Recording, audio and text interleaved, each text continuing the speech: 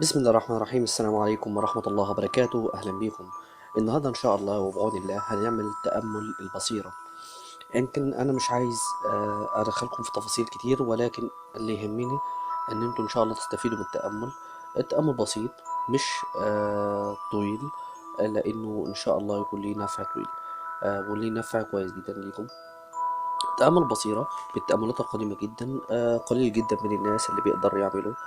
الحمد لله أنا واحد من الناس إن أنا قمت عملته حوالي أكتر من تلات مرات تقريبا.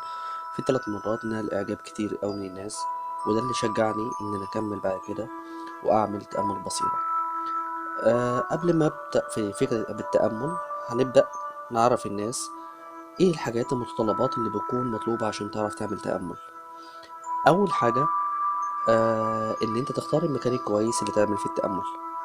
لازم يكون مكان طبعا هادي، او يكون مناسب ليك، يعني يكون مناسب بالنسبه لك انت.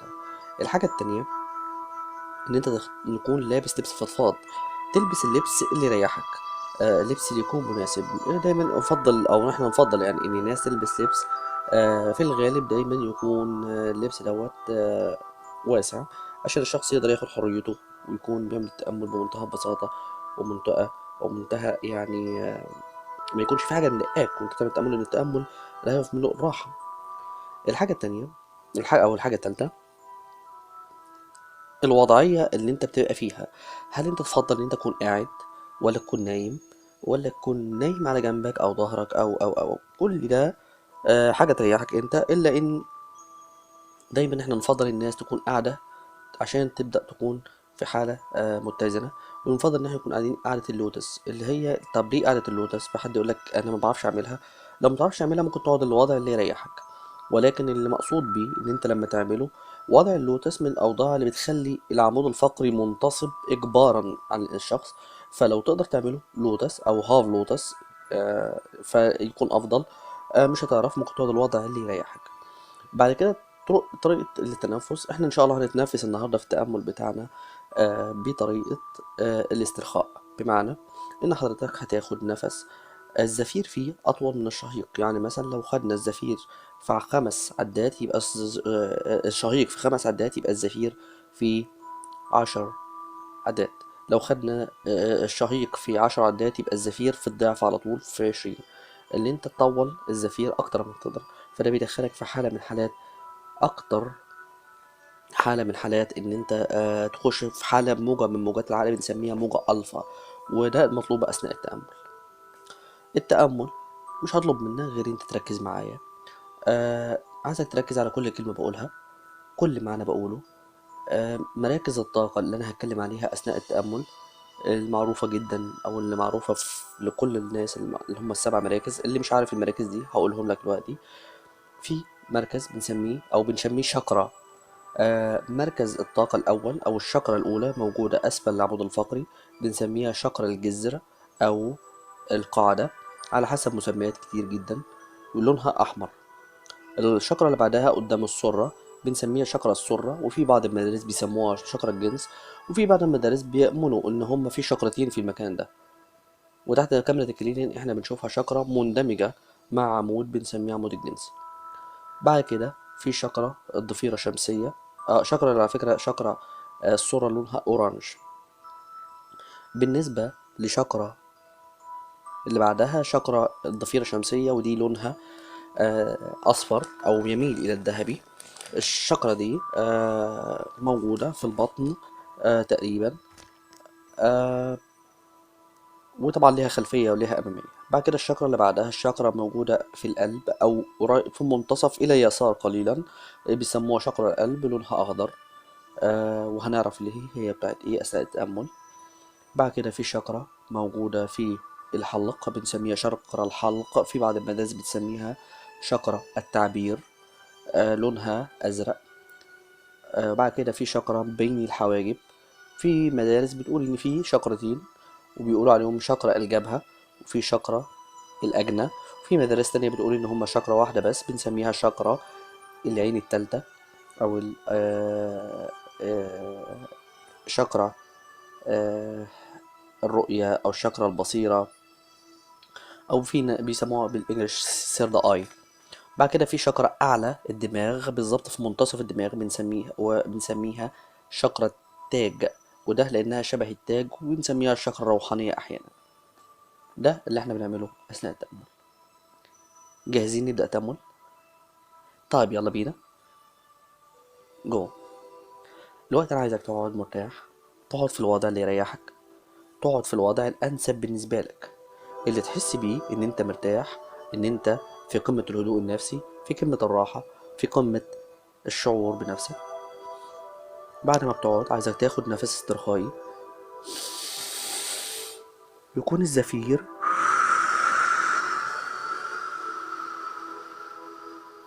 أطول بكتير من الشهيق. كمان مرة.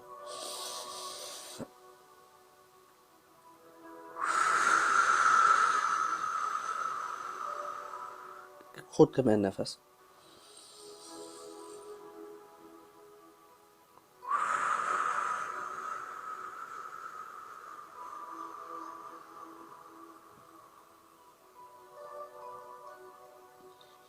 عايزك وانت بتاخد النفس تبدأ تحس باسترخاء كامل في جميع أنحاء جسمك.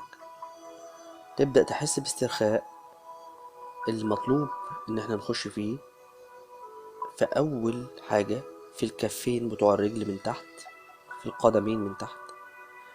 تحس إن هما بيسترخوا لدرجة إن هما بيبقوا خلاص في حالة استرخاء تام. ومع كل نفس بتاخده بيبدأ الاسترخاء يمشي لغاية ما يوصل للركبتين، وبعد كده يبدأ يوصل لغاية مفاصل الورك، مرورا بالجسم والجذع، بعد كده في اليدين، لغاية ما يوصل لراسك، وتحس ان انت مسترخي تماما ومبسوط بالحالة اللي انت فيها. عايزك تكون في حالة هدوء تام، حالة استرخاء تام، عشان تقدر تستقبل الطاقات الكونية والطاقات الإلهية اللي هتحصل عليها بعد ما ندخل في التأمل ونتعمق فيه، ونكون في حالة من حالات القوة وحالة الروعة. خد وقتك واشعر الشعور ده، وأنا معاك. استمر.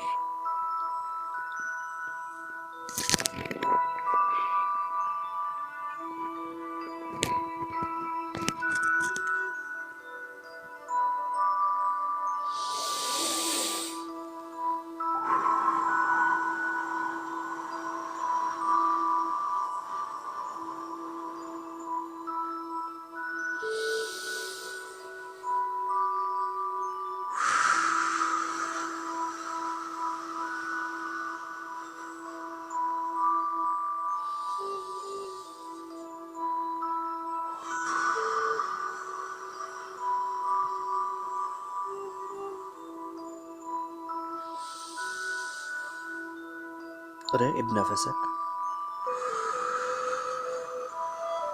عشان توصل لحالة الاسترخاء الأكتر.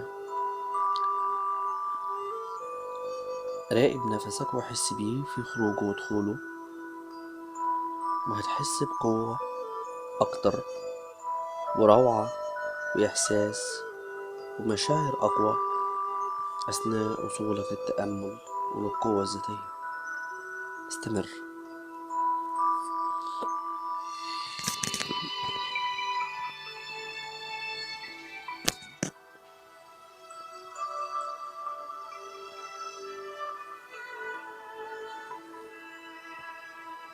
أثناء ما أنت في التأمل ده،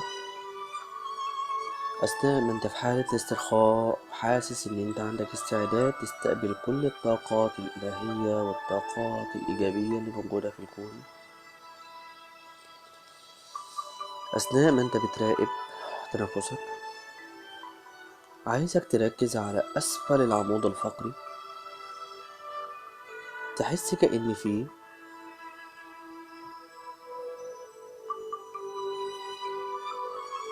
كورة باللون الأحمر. الكورة دي هي شقر الجذر أو شقر القاعدة أو مركز القاعدة للطاقة. بتلف، وكل ما بتطلع، كل ما بتلف، كل ما بيجي منها لون أحمر لامع. الشجرة بتلف ناحية اليمين دورة وناحية الشمال دورة، وكل ما بتلف كل ما بتديك طاقة أكبر، كل ما بتطلع اللون الأحمر منها بشكل قوي جدا. يبدأ اللون الأحمر في الاندفاع بقوة في جميع أنحاء جسمي. أشوف اللون الأحمر وراقبه وأحسه مع تنفسك. حسه وهو بينتقل من أسفل العمود الفقري لرجليك الاتنين، الأطراف السفلى. الرجل اليمين بيبدأ يمشي فيها بهدوء وقوة لحد ما يملاها، يدخل من الورك للركبة اليمين للقصبة الرجل للكاحل. لون أحمر فضي، لون أحمر لامع. بعد كده ينتقل للرجل الشمال، للورك بتاعها، للرجل، لقصبة الرجل، للكاحل. بينتقل ويدخل بقوة ويتعمق داخل الرجلين والأطراف السفلى. حس اللون بطاقة اللون الأحمر، طاقة النشاط، طاقة الحيوية، طاقة بتطرد كل الطاقات السلبية وتحولها لشيء قوي يطرد كل الطاقات السلبية السوداء اللي موجودة داخل الجسم الخارجي الجسم. بعد كده يبدأ يتنقل بقوة للجذع، للجسم، للبطن. يدخل في الأطراف العليا، الإيدين، من أول الكتف لغاية الصوابع.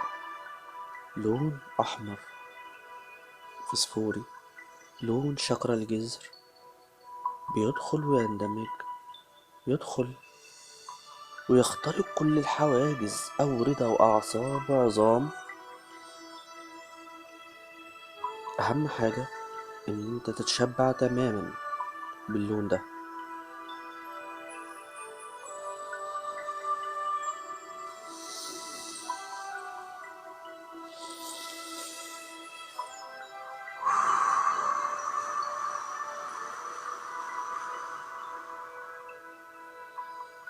دلوقتي بيبدأ اللون ينتشر داخل أجهزة الجسم، المعدة، الطحال، الكبد، الكلية، القلب، الرئة، في كل شيء. ويبدأ ينتشر لأعلى لغاية ما يوصل للوش، للعينين، للأذن، للشفايف.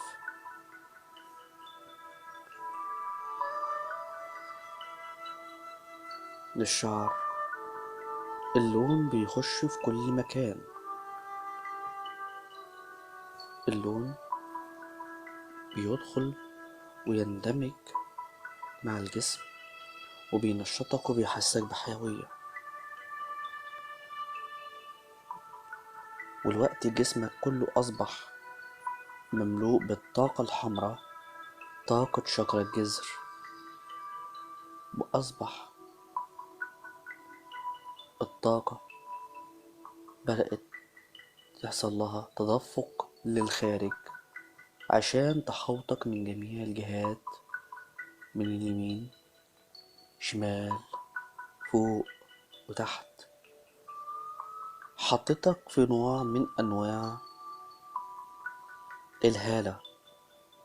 هالة لونها أحمر، هالة دفاعية، هالة نشيطة بتدمر أي طاقة سوداء بتقرب منها. اشعر بكل قوتك، خد وقتك، حس الحالة دي، وأنا معاك بشعر بيها، وبمارس التأمل معاك، وبستمتع بقوة التأمل وقوة الطاقات اللي بحصل عليها من الكون. استمتع معايا بالتأمل.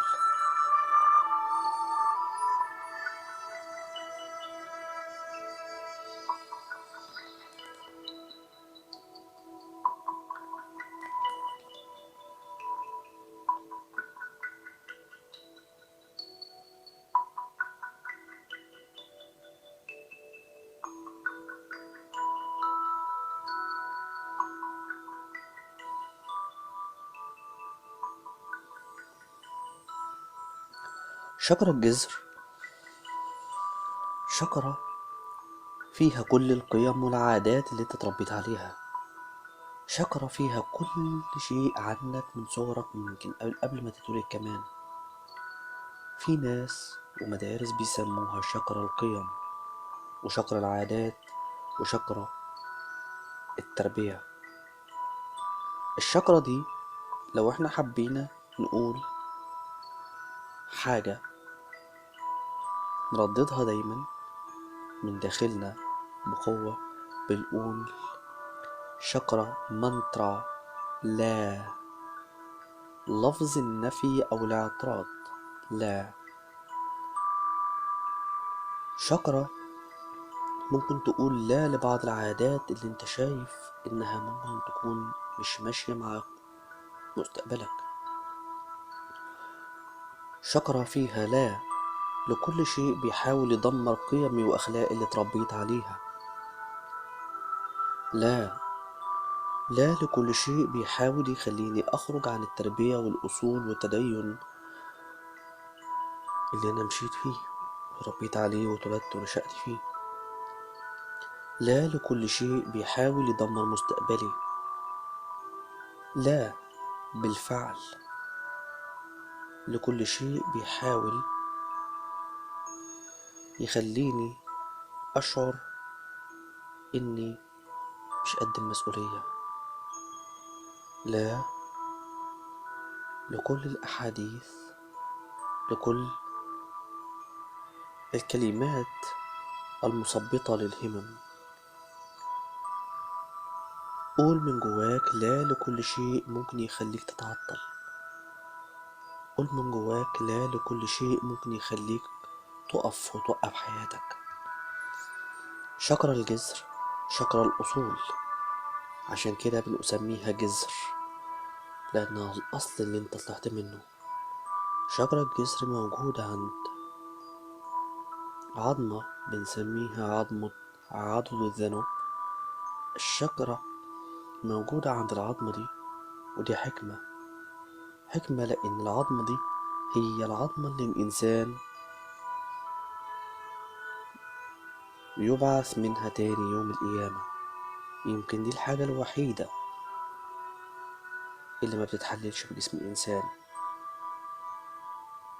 قول من جواك لا لكل شيء يوقف مستقبلي. لا لكل شيء يخليني أشعر بعدم الأمان. لا لكل شيء يخليني ما أقدرش أستمتع دلوقتي بالتأمل ده وأحصل على الطاقات الكونية اللي موجودة في كل أنحاء العالم. لا لكل شيء يخليني ما أكونش عايش مستمتع وناجح ومتفائل. وعندي السر اللي كتير ما يعرفوش عنه حاجة، هو السر: الإرادة. الإرادة. الإرادة. استمر.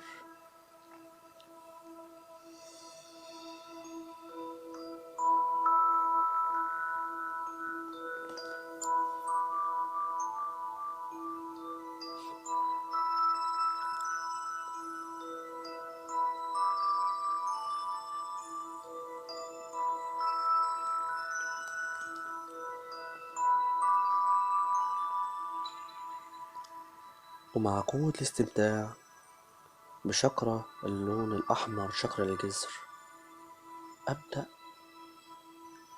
أرتقي إلى الأعلى وارتفع لأصل إلى شقرة السرة، أو كما يسميها البعض شكر الجنس. شكر السرة كورة، خلينا نقول اللي هي بتلف يمين وشمال، بيخرج منها اللون البرتقالي أورانج، بيخرج بسرعة وقوة عشان يتدفق ويملى كل أعضاء جسمي.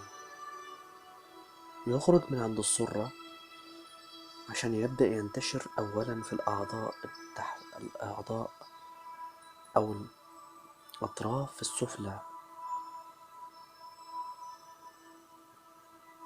الأطراف السفلى اللي هي الجذور. يبدأ اللون الأورنج يخش في الرجلين، رجل اليمين من الفخذ للركبة لقصبة الرجل للكاحل، ويبدأ يخش في الرجل الشمال من الفخذ للركبة لقصبة الرجل للكاحل، وينتشر بقوة.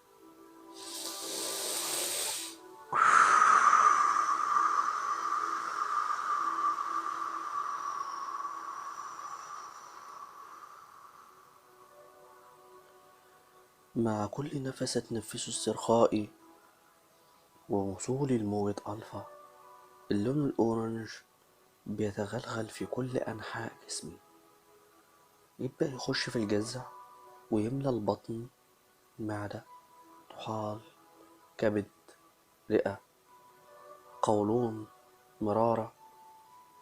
وبعد كده يخش في الإيدين، الإيد اليمين والإيد الشمال من أول الكتف لغاية الصوابع، يتغلغل وينتشر بقوة داخل الجسم. بعدين يدخل في الراس لحد ما يحسسني إن بيحصل تدفق. التدفق ده يبدأ يطلع خارج الجسم، تدفق طاقي كوني، عشان يبقى عندي الدرع رقم 2 اللي يكمل الدرع الأحمر، ولكن المرة دي باللون الأورنج أو برتقالي. الدرع اللي بيحيطني من جميع الاتجاهات وبيحسسني بالقوة والروعة. الدرع اللي بيخليني أشعر بقوة أكتر وفعالية أكبر. استمر أكتر، استمر، استمر. خد فرصتك، حس بالإحساس ده، أشعر بقوة. خد وقتك في إحساسك وشعورك بتدفق اللون الأورنج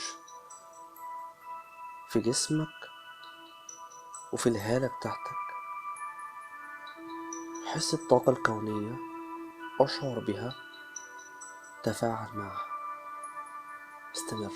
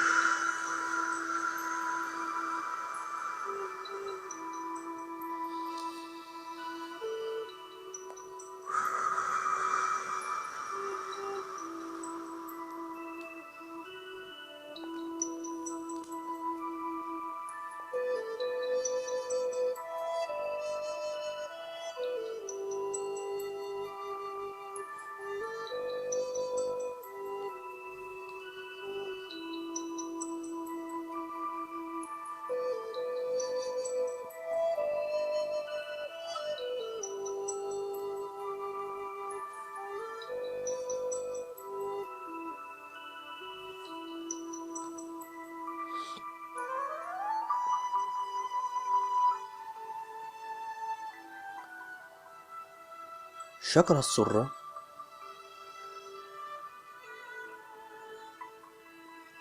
شكر اللون الأورنج. شكرة فيها حاجات كتير قوي، فيها الذات، فيها الثقة، فيها التقدير، فيها المهارات، فأنت. الحكماء الصينيين كانوا بيطلقوا عليها شجر الجنس، وكانوا دايما يربطوها بمنترا إله. يقولك إن المنترا دايما بتاعتها لازم تكون إله. لما سألناه ليه، قالوا لأن دايما شجر الجنس برغم إنها مهمة إلا إنها لازم تكون مستسلمة دائما للإله.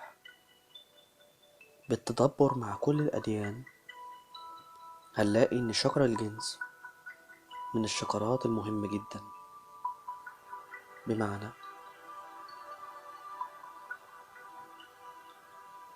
لو قدرت إن أنا أسيطر على قوتها، أسيطر على حالة الشهوة والرغبة، بكده هبقى أنا السيد، أنا اللي بسود.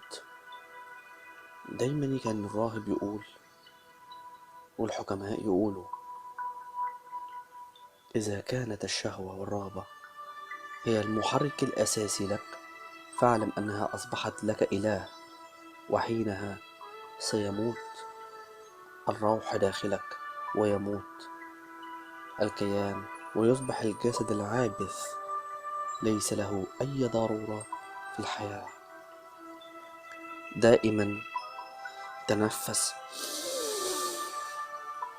التحرر، اجعل الإله هو الله فقط. دائما تحرر من رغباتك، دائما تحرر من شهواتك، دائما تحرر من الضغوط التي تستطيع بها أن تحصل على الثقة بالنفس. اشعر بثقتك بنفسك، اشعر بتقديرك لنفسك، اشعر بقواك، اشعر بكل شيء إيجابي يخليك تعيش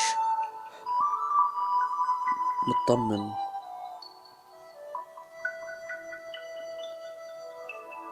عايزك تبحث الوقت داخلك، ابحث في داخلك عن كل شيء يجعلك مقيد وتحرر منه. تحرر الآن من الشهوات، تحرر من الرغبات، تحرر من كل شيء يقيد أفكارك. فقط كن مرتبطا بالله عز وجل ومتحررا من كل شيء.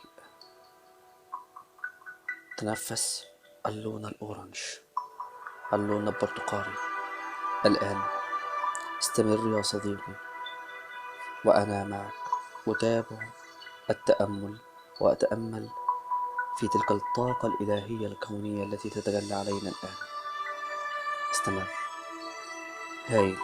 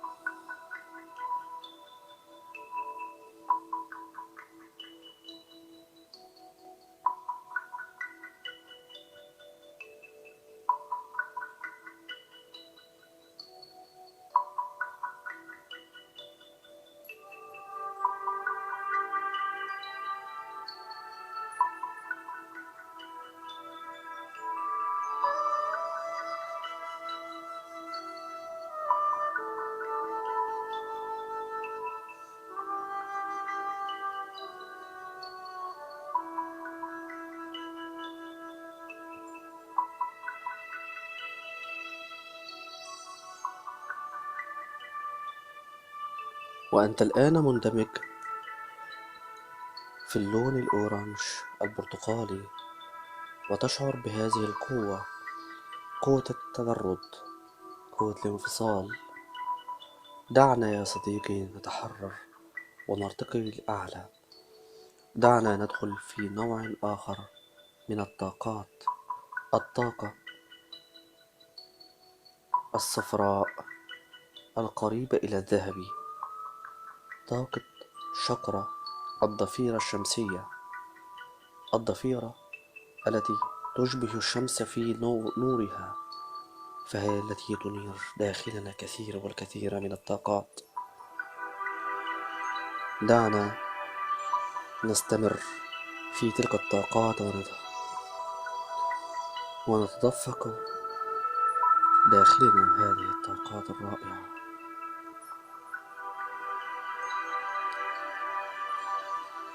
شاكرا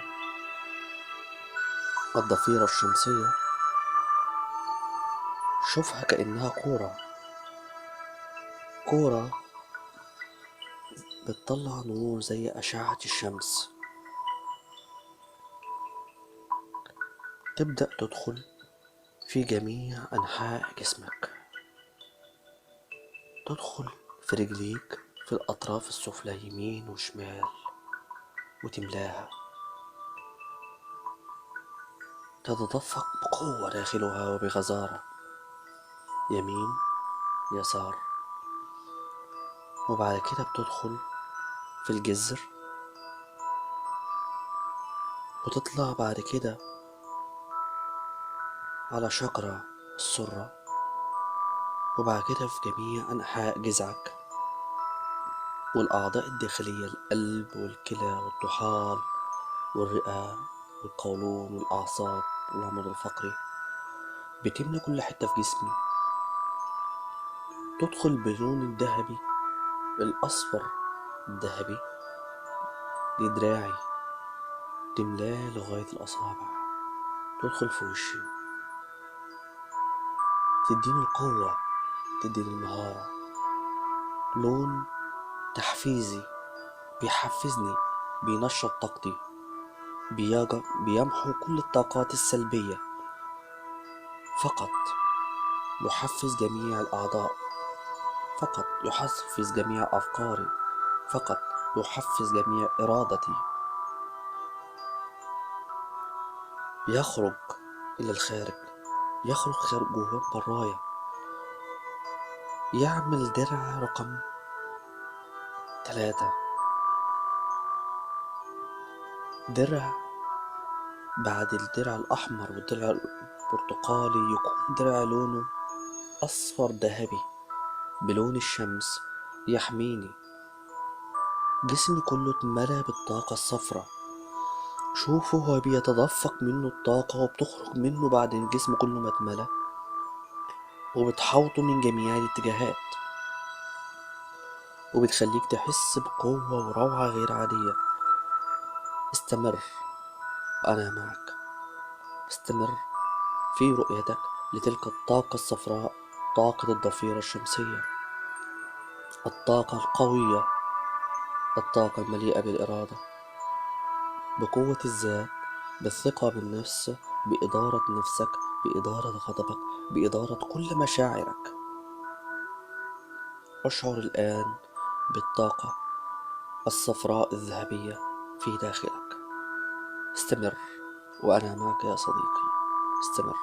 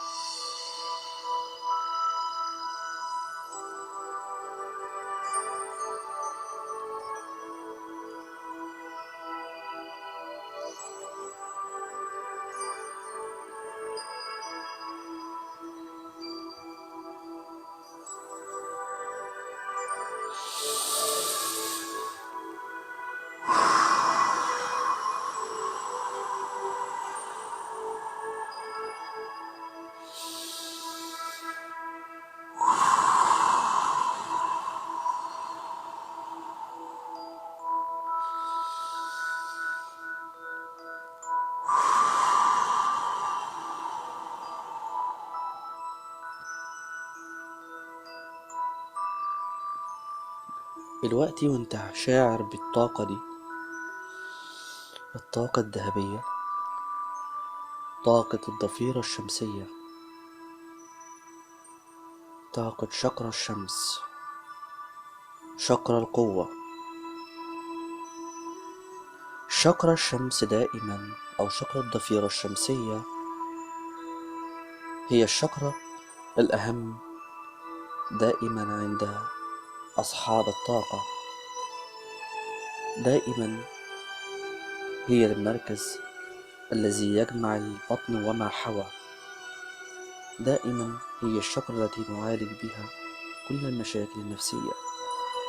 لذلك نرى دائما المنطرة الخاصة بها إلا أداة الاستثناء، إلا دائما نرى فيها الصراعات، دائما نرى فيها التقلبات والتضادات في جميع كل قراراتنا وحياتنا، حتى في ثقتك في نفسك.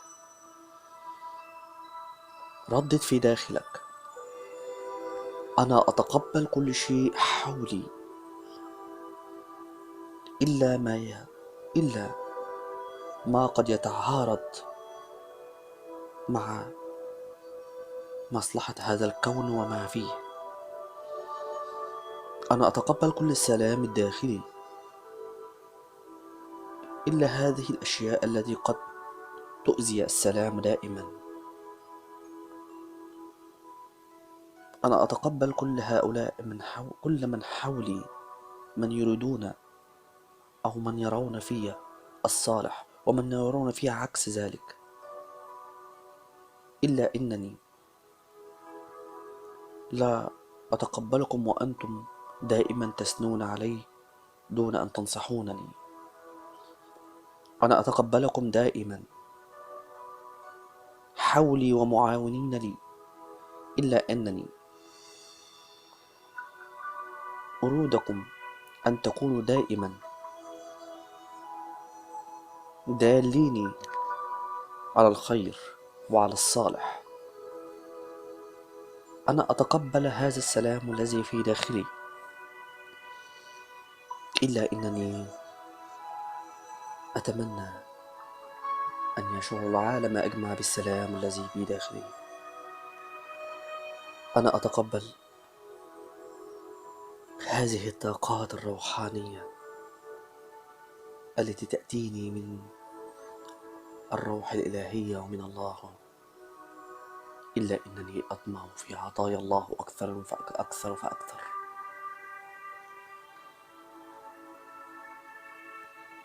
أنا أشكر الله دائما، إلا أنني أحب دائما أن أكون عبدا كثير الشكر. أنا أتقبل أهلي، أتقبل زوجتي، أتقبل أولادي، أتقبل إخوتي، أتقبل أصدقائي، أتقبل أساتذتي، أتقبل الجميع، إلا أنني أرجو أن تكونوا دائما مرآتي التي أرى فيها نفسي، وأرى فيها ما قد يصيبني من عيوب. ردد الآن داخلك كل هذه الكلمات، أشعر بها، تحقق في داخلك كل تلك الكلمات واشعر بها، وحينها ستعرف من أنت. شكرا الضفيرة، شكرا القرارات، شكرا الثقة بالنفس، شكرا التعاون، شكرا التقبل، شكرا السلام، شكرا المهارات، شكرا الفعل. استثمرها الآن في داخلك. استمر يا صديقي في التقبل، استمر أكثر وركز أكثر.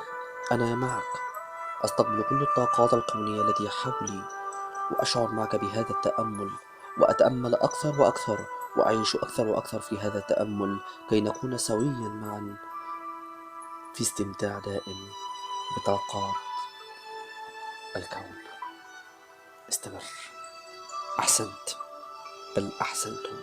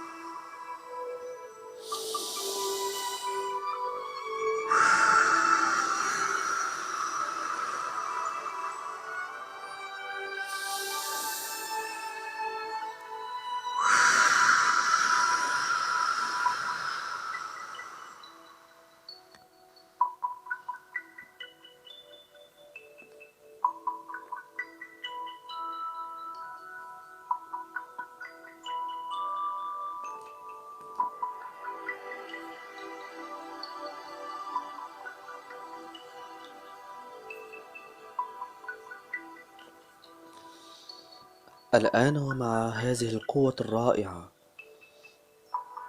دعنا ننتقل إلى الشكرة الأعلى،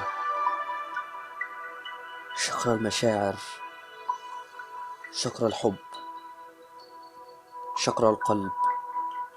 شكرة القلب صاحبة اللون الأخضر. شكرة القلب يخرج منها اللون الأخضر اللامع الفسفوري، يدخل في جميع أنحاء جسدك، يتدفق في الجسد، في الأطراف السفلى يمينا ويسارا.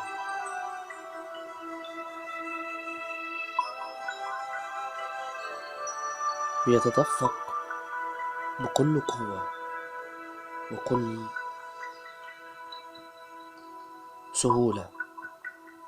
لون الأخضر لون الحب، لون الطبيعة، لون السلام، بيدخل في كل حتة في جسمك، في جذعك، في جسمك، بيدخل في الأطراف، في الوركين، في الركبتين، في القصبة، في الكاحل، بيدخل في كل حتة، ينتقل إلى الجذع. لون أخضر فسفوري ينتقل بقوة في القلب، في الكلية، في الكبد، في الطحال، في القولون، في العمود الفقري، وفي الوجه. يتدفق بقوة ويخرج للخارج. اتأكد إن جسمك اتشبع منه تماما. اتأكد إن جسمك اتملى باللون الأخضر القوي، لون الطبيعة.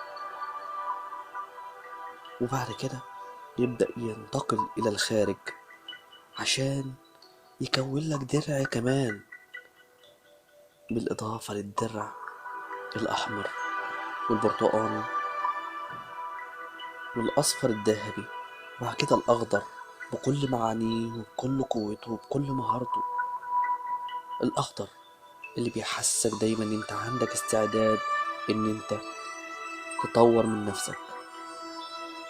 خد وقتك، اشعر بتدفق اللون الأخضر حواليك في كل اتجاه، وأنا معك. أشعر بتدفق اللون الأخضر حولي بعد أن أصبح جسمي مليء بجميع الطاقة الخضراء من القلب، شكرا ومركز القلب. استمر يا صديقي وأنا معك. أحسنتم أصدقائي الأعزاء.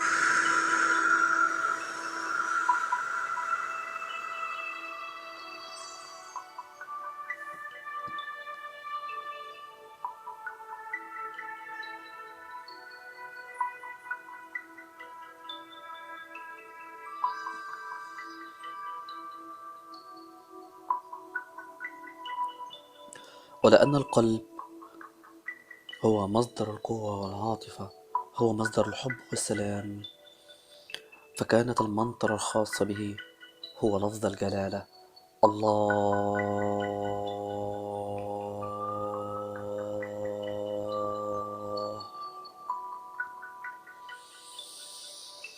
الله في قلبي وفي قلوبكم، الله في قلوب الجميع. الله، تلك الكلمة التي حاول أن تقولها في داخلك لتشعر بالسعادة أكثر وأكثر. حاول أن تقولها لتشعر بقمة الطاقة وقمة الروعة. الكلمة التي إن كان هناك مدا لها فلا يوجد مدا مساويا لها، فهي ليست مدا سداسيا ولا مدا سباعيا، ولكنها مدا طوليا. قل معي في داخلك الله.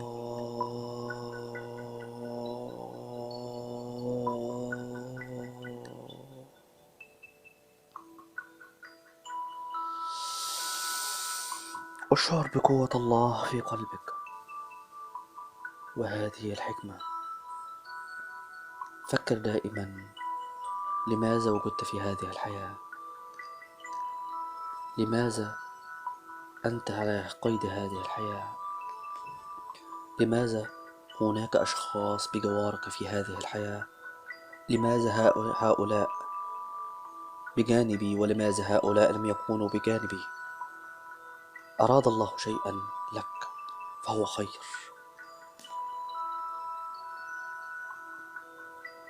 كل عمل ابن آدم هو خير، وكل أمر ابن آدم فهو خير. الله ليصنع لك كل شيء خير. الله، انظر إلى تلك الأحاديث القدسية التي يقول الله فيها: عبدي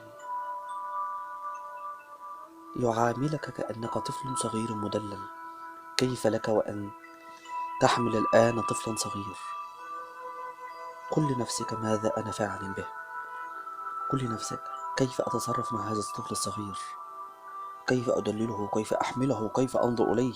كيف أقبله؟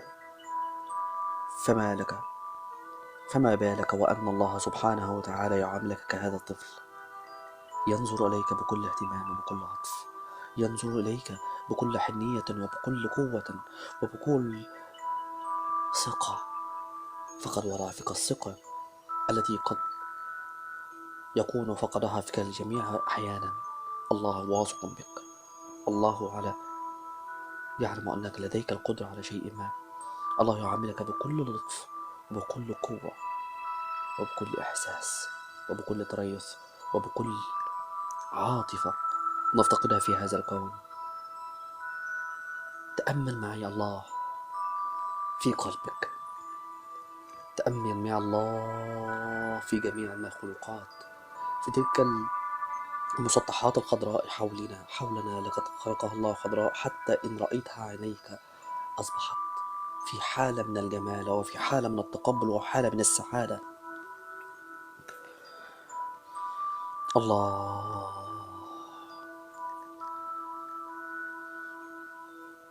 جعل لك في هذا الكون كل ما تحتاج إليه.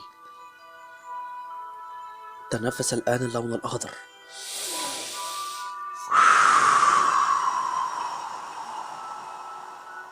وردد في قلبك مطر الله،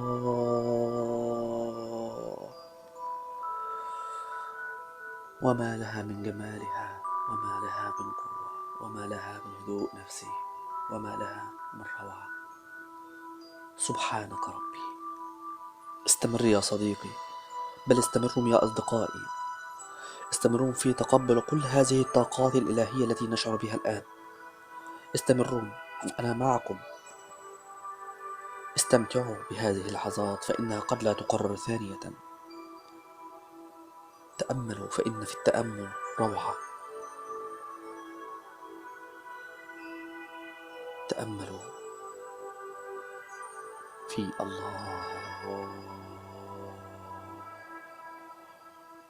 أحسنتم أصدقائي.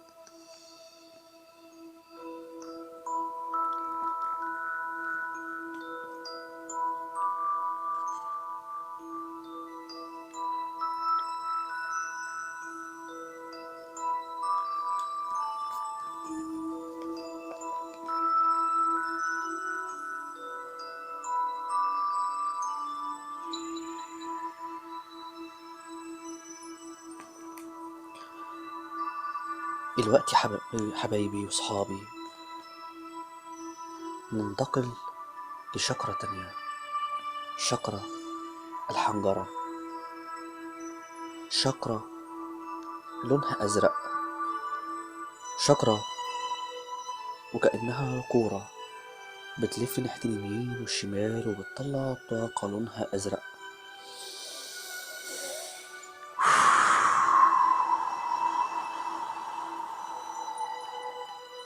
ومع كل نفس اتنفسه الطاقة بتخرج من جسدي، تدخل في رجلي وتمشي فيها وتخرج في اليمين، في الشمال، في القلب، في الطحال، في المعدة، في الكبد، في الرئة، في العمود الفقري. طاقة لونها أزرق، فسفور جميل بتتدفق في جميع أنحاء جسمي. طاقة الهدوء لون الأزرق بيتدفق في جميع أنحاء جسمي. أشعر بيها وهي بتملى كل حتة في جسمي، تدخل في إيديا اليمين والشمال، تدخل في دماغي، تخرج بعد جسمي ما يتملي.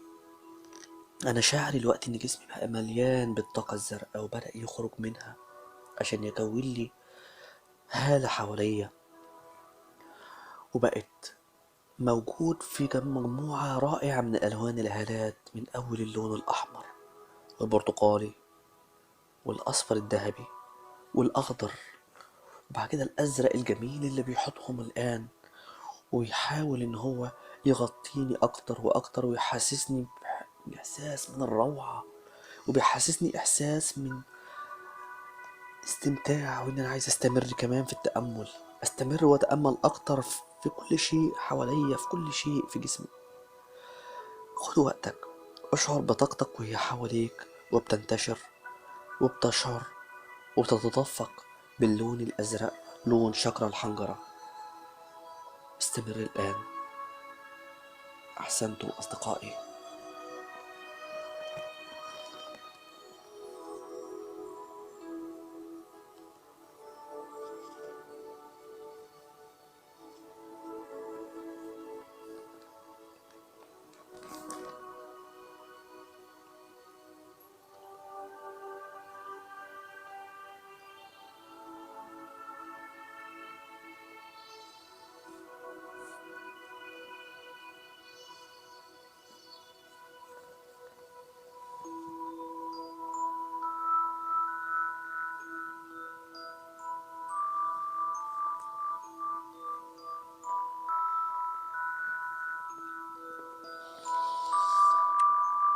شقرة الحنجرة بلونها الأزرق، شقرة التعبير.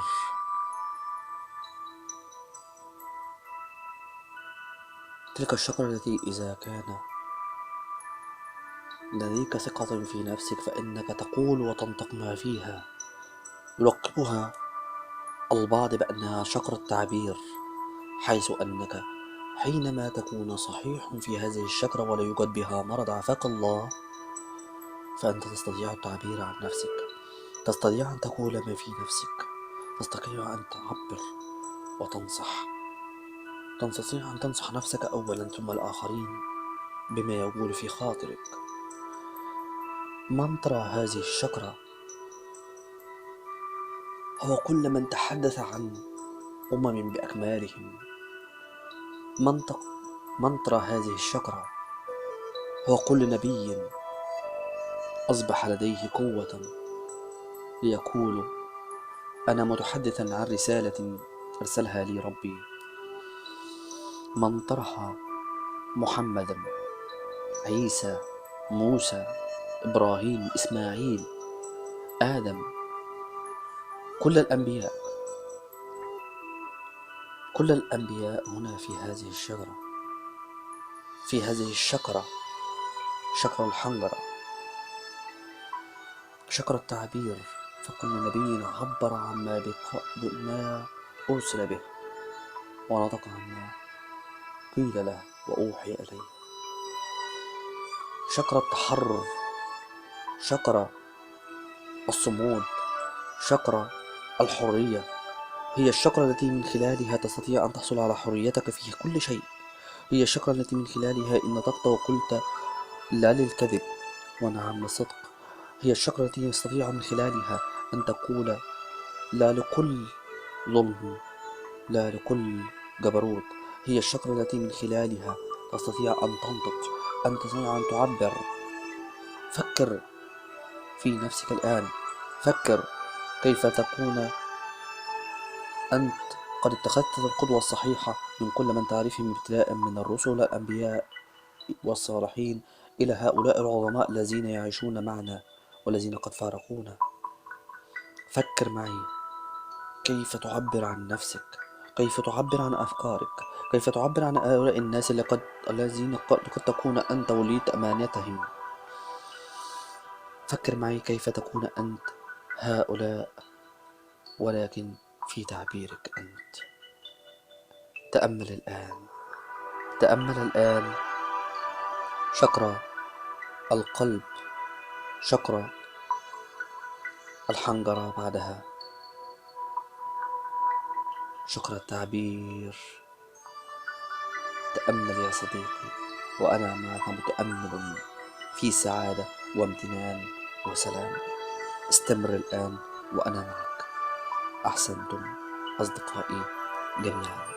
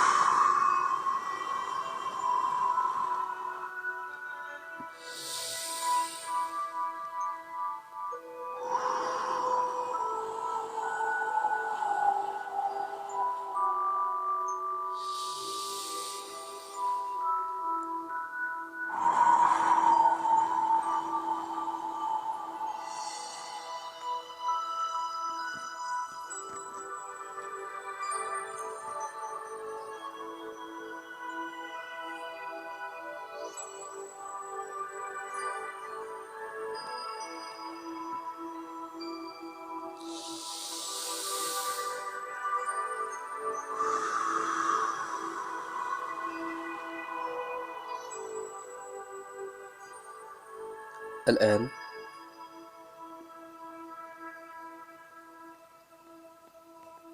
نبدأ نرتقي تاني ونعلى وندخل في شكرة تانية، شكر الجبين، شكر العين التالتة، شكر الأجنة، أيا كان المسمى. نحن لا نختلف، ولكننا نتفق أنها ذات اللون السماوي، التي وكأن السماء بلونها وسعت على أطرافها وعلى أبوابها. كورة بتطلع نوع من الطاقة لونها بالسماوي، تبدأ تنتشر في كل أنحاء جسمي بطاقتها، تبدأ تنتشر في كل حتة، تبدأ تخرج القوة الباقية، القوة المريضة أو الطاقة المريضة اللي جوايا، تبدأ تخرج الباقي. زي ما في طاقة حمراء خرجت، وطاقة برتقالية خرجت، وطاقة صفرا ذهبي خرجت، وطاقة خضراء خرجت، وطاقة زرقاء خرجت. تبدأ الدور على الطاقة السماوي عشان تبدأ تخرج الباقي، عشان جسمك يبقى في حالة استيعاب لتلك الطاقات السماوية. بتبدأ الطاقة السماوي تخش طاقة العين التالتة، تبدأ تخش في الأطراف اللي سفلى، في رجليها، في الورك والركبتين والكاحل، تملاهم وتبدأ تدخل في جميع أنحاء الأجهزة الجسدية، القلب والطحال والكلى والمعدة والعمود الفقري. تبدأ تخش فيهم وتبدأ تتغلغل في كل مكان، تتغلغل بقوة، وتبدأ تخش في دراعي، من أول الكتف لغاية الأصابع، تملاهم بالطاقة السماوية وتطلع على الراس لغاية ما تتدفق الطاقة. الوقت أنا بشعر بالطاقة بتتدفق مني وبتخرج من كل حتة في جسمي عشان تحيطني من جميع الاتجاهات. وهي بتحيطني من جميع الاتجاهات أنا بشعر بالروعة أكتر، وأشعر إن أنا في تدفق أكتر وتأمل أكتر. الطاقة بتبدأ تتدفق وتعمل حواليا هالة باللون السماوي، هالة رائعة جميلة تشعرني أكتر بتدفق وطاقة. أشعر الوقت بيها، حسها. استمر يا صديقي في استشعارها وحسها. جرب، استمر يا صديقي، أنا معك، مستمتع بالتأمل معاك وحاسس بكل شيء فيه.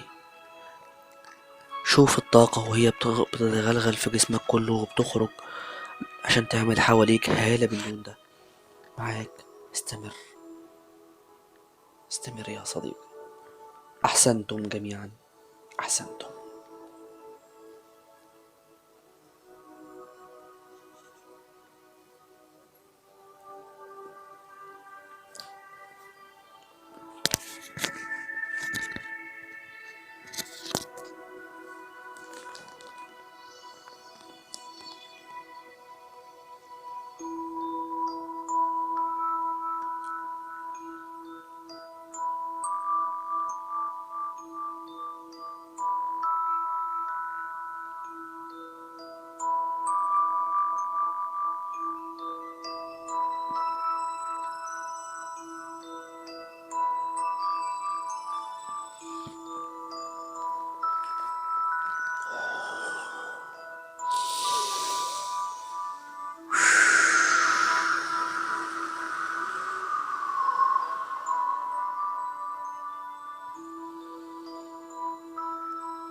شكرا البصيرة، شكرا العين التالتة، الشكرة السماوية، اللون،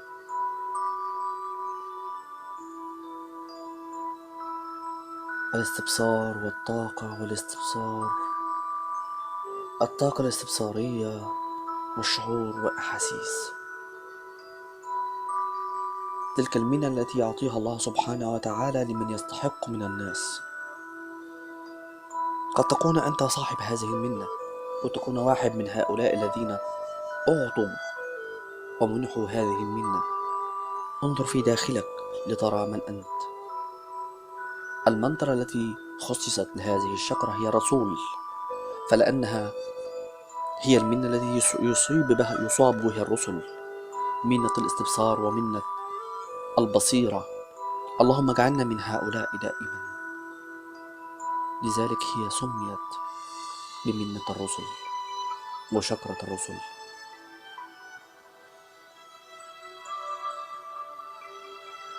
انظر في داخلك لترى كم مرة توقعت شيئا ما ورأيت أن الله سبحانه قد قذف في قلبك إحساسا ما ليكون صادقا في وقت ما. كم مرة من المرات شعرت أنك على حق في أمر ما وكان أمرك صوابا، وكم مرة من المرات شعرت أنك على خطأ وكان أمرك كما توقعت. كم مرة رأيت في أحدهم أنه هناك سمات ما وكانت على حق. كم مرة توقعت في صديقا أو قريب أو شخص ما قد يجمع بينك وبينه أمر من أمور الدنيا، وقد وقعت فيه أمرا فصدق هذا الأمر. إنها البصيرة يا صديقي، إنها تلك القوة والمنة التي يتمتع بها الأنبياء والصالحين والرسل. شكر الرسل، شكر القوة، شكر هؤلاء الذين نقتدي بهم دائما، شكر هؤلاء الذين نضعهم في موضع صدق دائما. وما ينطق عن الهوى إن هو إلا وحي يوحى. لا نقول أننا يوحى إلينا، ولكن قد يقذف الله في قلبك ما يجعلك تتأكد من شيء ما. فإن كنت محافظا على الطاقة الحمراء ذات الصلة والتربية والدين والقيم التي لابد أن تكون في داخلك، فإن كنت تستطيع التحرر من جميع الرغبات والشهوات التي قد تمر بك في الحياة، إن كنت تستطيع أن تكون لك القرار السليم والاستمارة السليمة وصاحب ثقة بالنفس وتقدير ذاتي، وكنت تستطيع أن تكون دائما واضعا الله في قلبك، وإن كنت تستطيع أن تقول يوما على الحق حقا وعلى الظلم ظلما وتعبر عن ما بداخلك،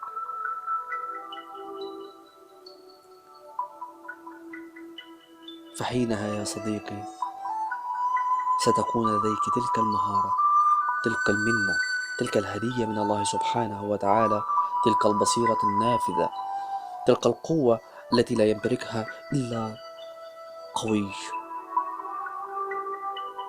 قوي الكلمة، مرهف الإحساس، صادق القلب،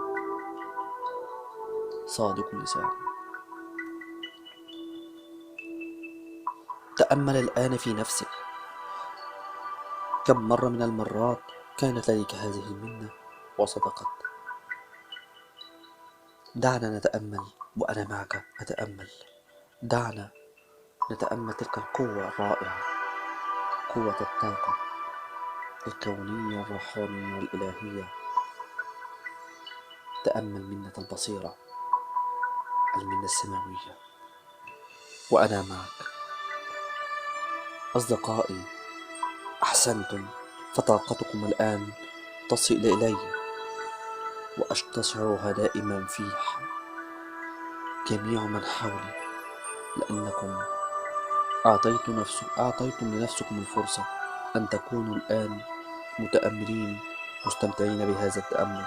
أحسنتم أحبابي، استمروا الآن، استمروا أصدقائي.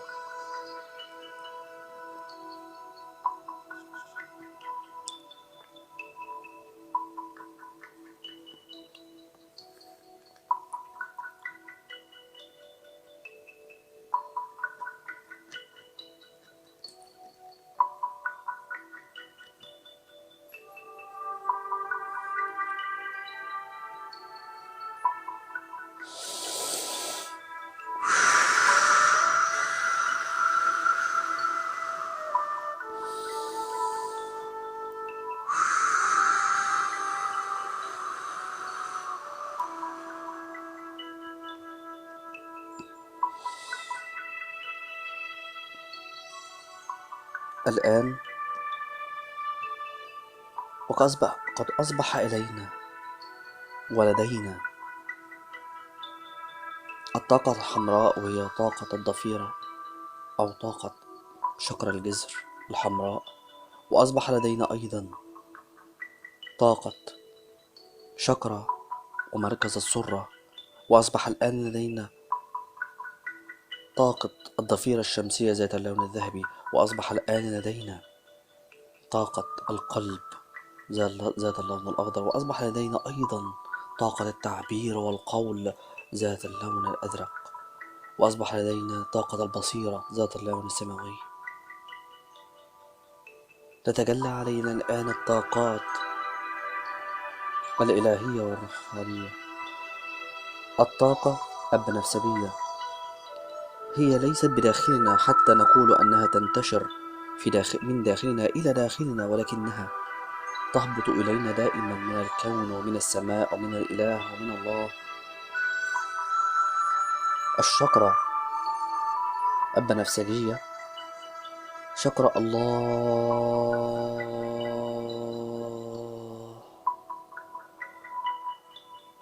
شكرة التاج البنفسجية. اشعر الآن بالطاقة تتجلى عليك من السماء بلونها البنفسجي، تحيطك من جميع الاتجاهات، لتكمل لك الدروع التي بدأت من اللون الأحمر واللون البرتقالي ثم اللون الأصفر الذهبي، ثم بعد ذلك الأخضر، ثم بعد ذلك الأزرق والسماوي، والآن نغلقها باللون الرائع، اللون البنفسجي، لون القوة، لون الإله، لون الرحمة، لون الكون. تلك الشجرة التي منطرتها هي الله.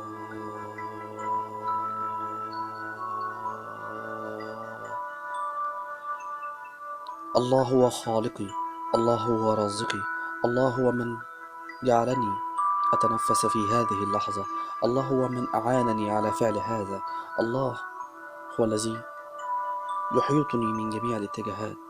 ردد في نفسك وقل: اللهم لك الحمد على أنني هنا. أشكر الله في داخلك وردده، ردد الله كمنترا. أشكر الله في داخلك على أنك هنا. اللهم إني أشكرك على أنك أعطيتني فرصة لا أكون شاكرا لك. اللهم إني أشكرك على أنك أعطيتني الفرصة أن أخذ هذه الحكم وهذه المواعظ من خلقك ومن نفسي ومن ما أعطيتني من هدايا ومنن. اللهم إني أشكرك على هذه العظات. اللهم إني أطلب من أن يكون في طريقي كل صالحا. اللهم اجعل من الناس من يصلح لي شأني بأمرك، ولا تجعل فيهم من ينافقني ومن لا يقول لي الصدق. رددوا معي: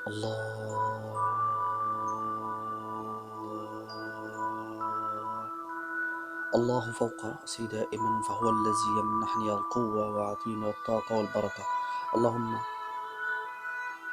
في صلاتي أشكرك. اللهم أنت عن يميني وعن شمالي وعن فوقي وعن تحتي وفي داخلي وفي كل جزء من دمي.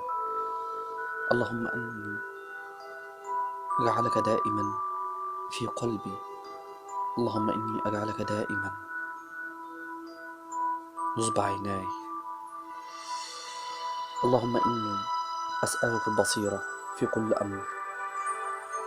اللهم تقبل. آمين.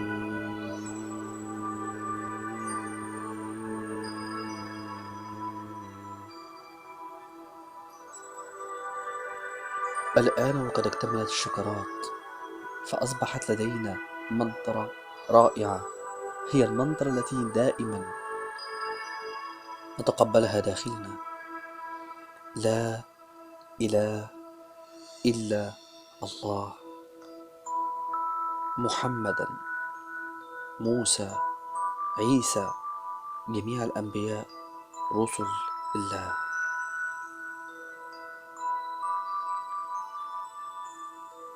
تدبر الآن، خذ نفس عميق، طلع بروق شديد، كمان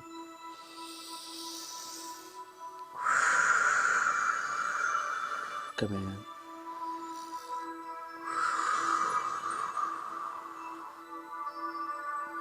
ابدأ فكر وحس باللي حواليك. ابدأ حرك ايديك في جميع الاتجاهات، فتح عينيك واشعر بكل من حولك. خليك سعيد بالتجربة دي،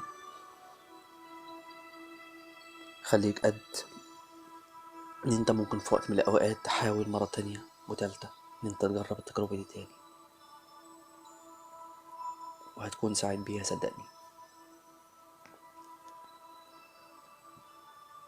حقيقي أنا استمتعت بالتأمل، وأتمنى إن انتوا تستمتعوا بيه. جربوه، ابعتوا لكل الناس اللي تقدروا تبعتوا لهم.